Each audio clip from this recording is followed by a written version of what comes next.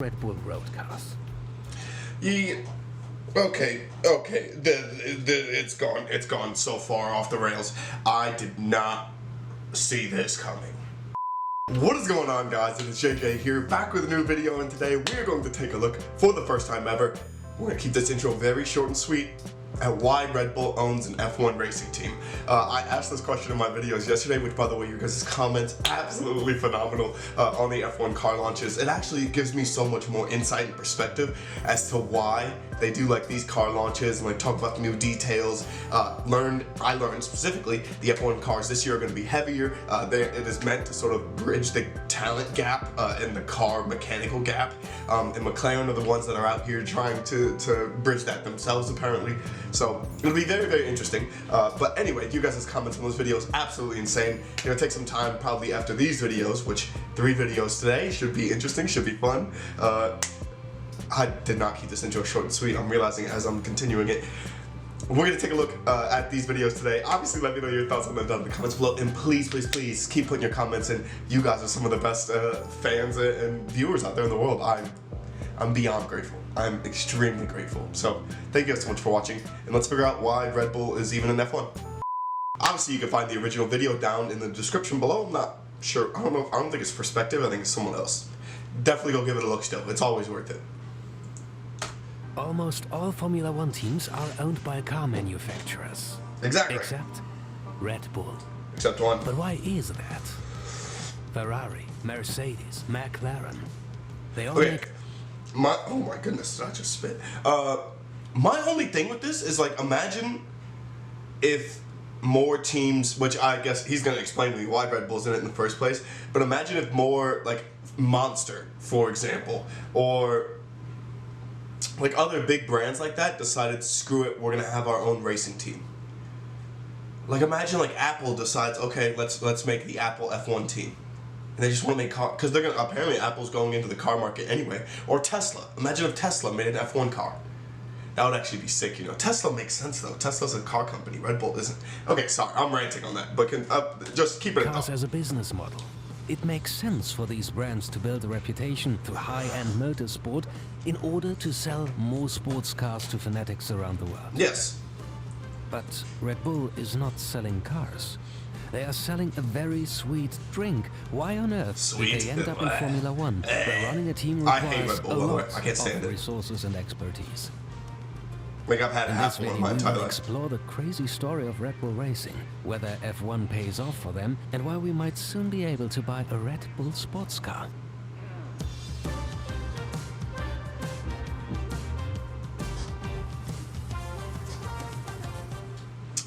Sick intro.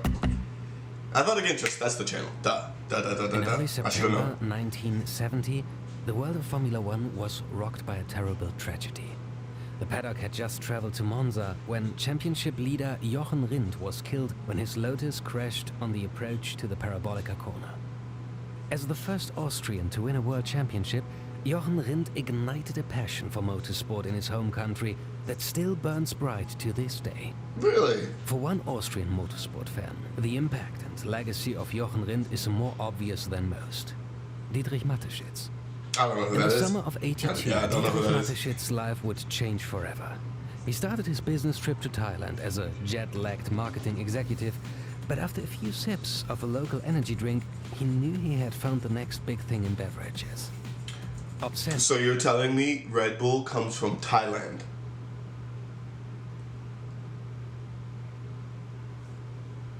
The more you learn, the literal more you learn every day. That's what I'm saying. With a drink, that's why we do these videos. Mateschitz entered into a partnership with the manufacturer Chaleo Yovidia and started selling Red Bull in his native Austria.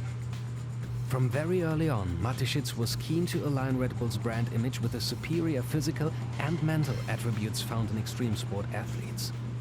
Inspired by Jochen Rindt, Mateschitz approached Austrian F1 driver Gerhard Berger and signed the Ferrari driver as Red Bull's first sponsored athlete in 1989. This would mark the beginning of Red Bull's association with Formula One. Links with Berger also helped to create one of the most important friendships in Formula One history. Enter Dr. Helmut Marko, former driver, and manager of Is this like a Marco voiceover and guy, Mateschitz German? were keen to leave a legacy in 'Cause it's Formula sick. One, The voice just is like sick. their fallen hero Jochen Rindt. While Marco was working hard to develop young drivers through his junior program, Mateschitz became the main sponsor and majority owner of the Sauber F1 team. But he was soon growing frustrated with just being a sponsor and passive investor. In the 2001 season, Sauber decided to promote young driver Kimi Räikkönen over Red Bull's preferred candidate Enrique Bernoldi. Mateschitz did not take this snub well. He rarely gives any interviews, but is likely to have said something along the lines of, "Screw it, if I'm going to have real control, I need to create my own F1 team." But I mean, they did the right thing because Kimi Räikkönen was the better driver. In November 2004, the perfect opportunity presented itself when the Jaguar F1 team was up for sale for the grand total of $1.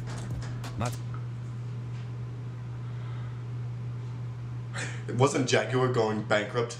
Oh my god, I just called it Jaguar. Isn't it Jaguar? No, I don't even know. Oh my goodness, the pronunciations are off. They're Mateschitz off. snapped up the struggling team, hired his friend Marco as an advisor, rebranded it as Red Bull Racing, and pumped hundreds of millions into the team. They quickly challenged the status quo of Formula One, hiring promising young team manager Christian Horner, who earned the team's first podium in 2006. He's really been around that celebrated their long. success in style, and the team's party atmosphere led to huge popularity among fans and the media. While this attention undoubtedly boosted Red Bull's image as the drink of extreme sports, the true goal of the company was to win championships. They won a title, This yeah. is where Helmut Marko came in. While Mateschitz was investing in infrastructure and positioning Red Bull as a disruptor, Marko was quietly developing young drivers capable of getting the most out of their cars. One such promising talent was Sebastian Vettel, a German driver that had risen through the ranks of the junior team before graduating to Red Bull's sister team Toro Rosso. In 2009, Marko and Mateschitz put Vettel in the main Red Bull seat, and this partnership soon came to dominate the sport. I mean, what, for 4 titles in 4 straight years? I mean, talk about domination. Completely swept it all. Honestly, you could call Vettel not the architect of the current Red Bull Racing, but if anything, it's catalyst, because the guy, like, Red Bull weren't having their champion until Vettel. And I mean, obviously, still Christian Horner, you could maybe say, is the reason for all of that. So he's the reason it still works today. But I mean, went on to win their respective championships for 4 consecutive seasons. 2014 saw and it led to the rise of Mercedes too, because Lewis Hamilton had. Hamilton as the dominant forces in Formula One. Red Bull have not won a championship since. At least that was the case when uploading this video. Yeah, Max because Verstappen has Verstappen, helped the team bring the fight back to Mercedes in a thrilling 2021 campaign. And he won Might it. have won it. You will call it out in the comments below. Red Bull's goal in F1 was simple. Create a winning team in an extreme sport and allow the success and high-octane lifestyle to infuse into the brand image, ultimately boosting sales. So, has this massive investment been worth it? Technically, Red Bull is losing a lot of money through Formula One. According to a report in 2018, they invested more than $2 billion in their first 14 years in the sport. It is estimated that Red Bull contributes around 35% of the race team's income every year, but after you factor in the high costs of the sport, the team only makes around $10 million in profits. But Mateschitz did...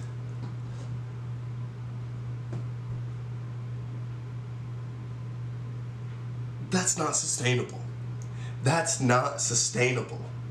You cannot have an F1 team like that and only make $10 million a year off of winning.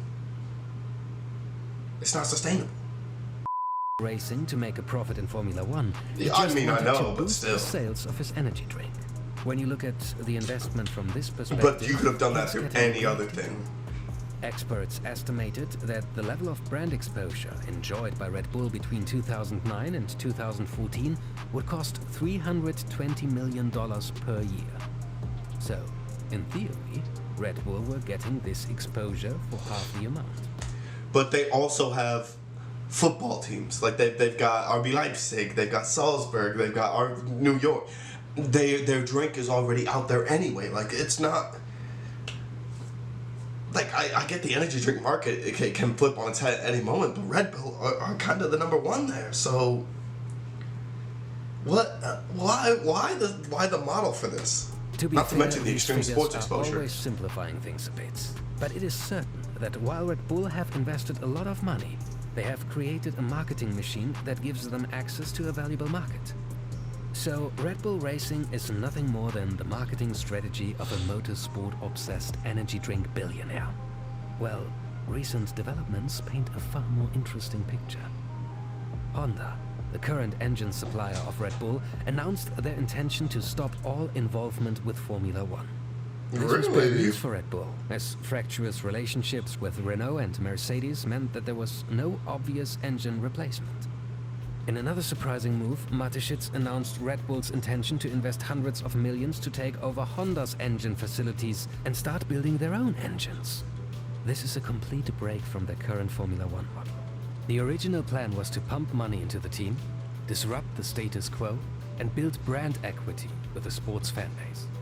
But there's no obvious marketing benefit to engine production. They already have one of the best cars on the grid, and they risk damaging their brand if the new engines drop from the performance levels maintained by Honda. Yeah, so what are you doing here? Is Mateschitz thinking? What is he doing? Beyond the fact that they would lose money through reduced brand exposure if they dropped out of F1, there appears to be a new plan in development. He no longer sees Red Bull simply as a beverage brand, but wants to develop his sports teams into independent business models.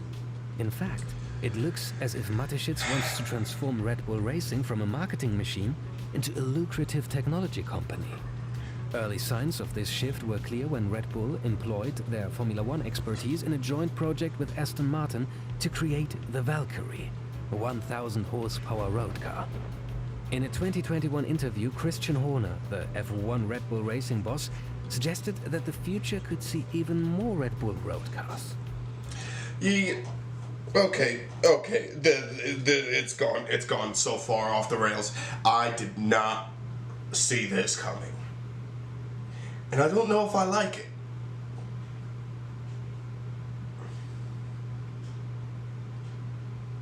I don't know if I like this. Listen, Red Bull, you are good at one thing. I can't even say they're good at one thing, because their sports teams are still all really good. The F1 Red Bull Racing team. RB Leipzig in Germany. RB Salzburg in Austria. Red Bull New York. They're good. Not to mention all the stuff they do in exports, like. Having learned You know all what? those lessons with Valkyrie, it would be Yeah. a great shame not to put A them to Red Bull use. vehicle. Now that they have added engine manufacturing to their impressive selection of skills, Red Bull could be perfectly suited to take up even more complex and lucrative engineering projects. Mateschitz' "screw it, I do it myself" attitude has come to define Red Bull's relationship with Formula One. And it's going to initial define his decision to relationship with the dump world, Sauber really. was vital in establishing Red Bull as one of the most popular and successful brands, not just in motorsport, but of any industry on the planet. The decision to become an It's like engine Apple supplier trying to do is yet cars, to be another honest. example You of do the phones "screw great. it" You do philosophy. MacBooks great. Might as well make While a car. this Screw decision it. is unlikely to pay off in can sales, it will help transform the brand from a marketing machine to a cutting-edge technology and sports company. Watch out, Elon. Dietrich is coming for you. I mean, he kind of is. Speaking of cutting edge, He kind of is. He kind of is coming. Like, because Elon Musk is the brain that you think of that would do something out of the box and not ordinary like that. And Red Bull are doing it. Honestly, and especially with the technology and the engineers that they have, I could see them. I don't get why Tesla doesn't have an F1 vehicle now. That kind of surprises me. Why don't they? It would make so much sense. Who knows? But anyway, let me know your guys' thoughts on why this video is amazing. It's actually so informative. I didn't know half of the stuff that he was about to talk about in here. I thought he was going to end the video at the Honda part. I thought he was going to go into like why Honda leaving is going to leave such a big gap for Red Bull. But in fact, even if they were to drop in performance, they still have the best drivers. They still have it literally. They're just leaving a hole for amazing engineers from other teams to fill. Let's say Mercedes loses a couple guys, Red Bull scoops them up. They compete. Like, it's That's all I'm saying. That's all I'm saying. Let me know your guys' thoughts though on it down in the comments below. Let me know if you guys want to see more videos like this. I want to do one on Mercedes because that chart, you know, where they win the 7 years in a row, I want to know why they do that. Obviously, Lewis Hamilton at the helm, obviously with the Mercedes engineering, obviously their great team takeover with him and Nico Rosberg competing against each other, and then Bottas joined the team. I need to know, though, why it's Mercedes that was always going out and winning the Constructors' Championship, winning all the individual titles, why they reigned supreme. But yeah, let me know your guys' thoughts on this down in the comments below. Thank you guys so much for watching, and peace.